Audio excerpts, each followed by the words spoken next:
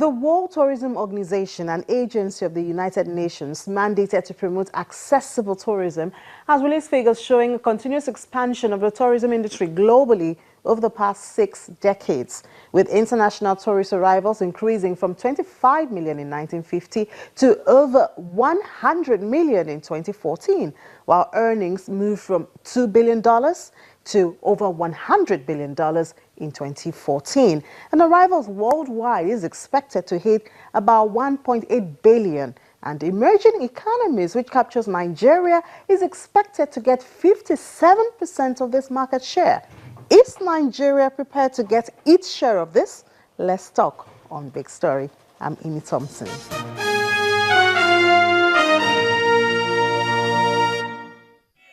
36 states with hundreds of stories that represent the culture of the people of Nigeria and make up what the world has continuously called tourism potentials. From the arts, which captures the essence of the people,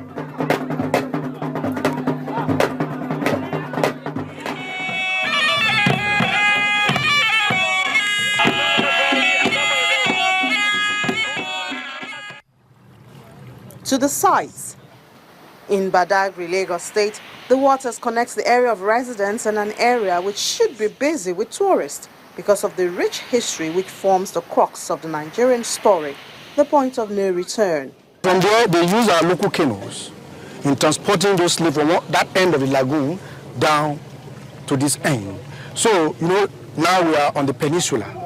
So it's about a 2.5-kilometer trek to the Atlantic Ocean. We call it the slave route. So, and that is, at a place called Berefu Beach, but popularly known as the point of no return.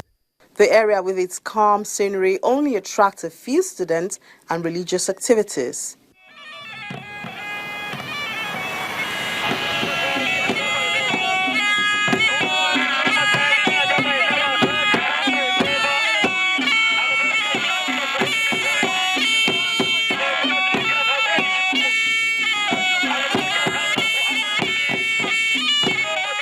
Connected to the slavery stories in Taraba State, an almost abandoned set of buildings which used to house the missionaries who visited Nigeria in 1895.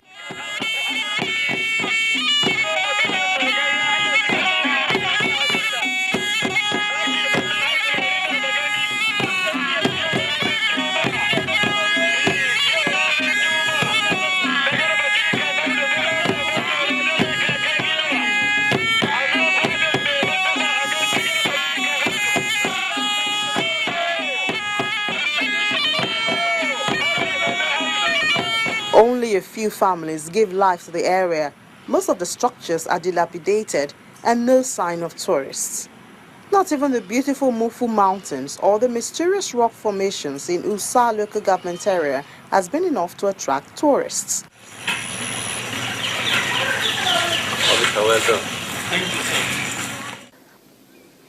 In Imo State, the southeast of Nigeria, the traditions of the people have been captured in the National Museum in its capital, Owerri.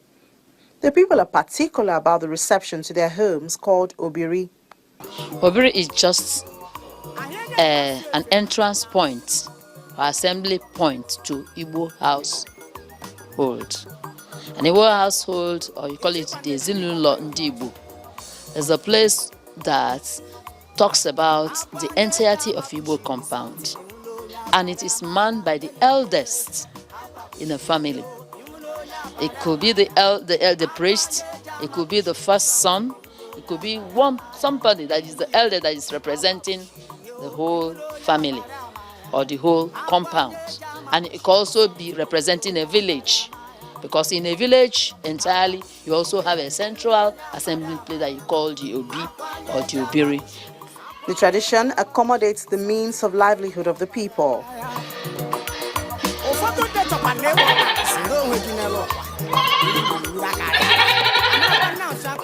Obviously a good story to share with tourists, but this is hardly the case.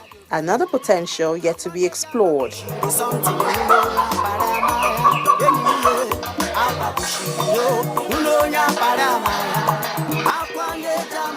In Bauchi State, over 2,200 square kilometers hold Yankari Game Reserve, a place surrounded by natural endowments which await visitors.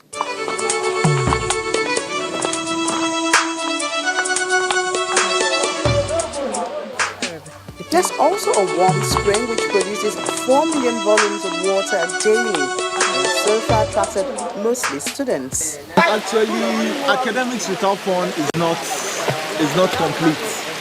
So we just took our time to come and relax here for 2 days. Then we go back to our station to continue with our academics. I think this is the best place to be in Nigeria because of the clarity and the natural instinct of Yankari Wiki One Spring. You come close to nature, you want to feel nature at the very, very best. You want to see what you cannot see anywhere in Nigeria. The reserve is not without its challenges. Within perhaps 500 kilometers, there is no such natural environment full of wildlife, original vegetation. Everything else has been devastated except this place. So that makes it a kind of an island reserve. And because of that one, there's tremendous pressure, on the resources of the reserve. People who want to take it for themselves, poachers, cattle grazers, all sorts of people. So combating that itself, it's a highly challenging responsibility.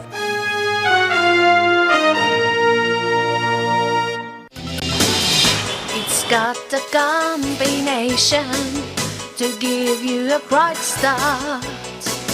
There's no better way to start your day. Get ready, everybody get ready for breakfast. Yes, get ready for breakfast.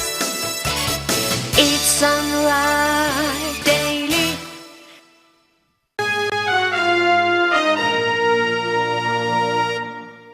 Effort to develop these potential led to the inauguration of a tourism master plan in 2006 with the objective to launch the sector as a viable economic alternative. The National Tourism Master Plan focuses on institutional and capacity strengthening supports to the tourism sector for capacity building of the government in the areas of human resources, research development, improved sectorial planning and governance. The implementation of the plan was the responsibility of the Tourism Master Plan Implementation Organization, which set out priority actions. There was supposed to be the involvement of international agencies and financiers. However, the plan hardly took shape before it seemed lost, with a long way to go before the development can be seen in the industry. For a site to become an attraction and to attract tourists, you need many things. Most importantly, you need infrastructure to even to be to reach and access those sites. But the tourism industry is much more complex, and it involves so many other ministries. It starts with the Ministry of Foreign Affairs. A tourist wants to come to Nigeria, he needs an entry visa. The way a manner is treated at your embassy in Nigeria will determine whether he wants to come here or not. The fares into Nigeria are arguably the highest in the world.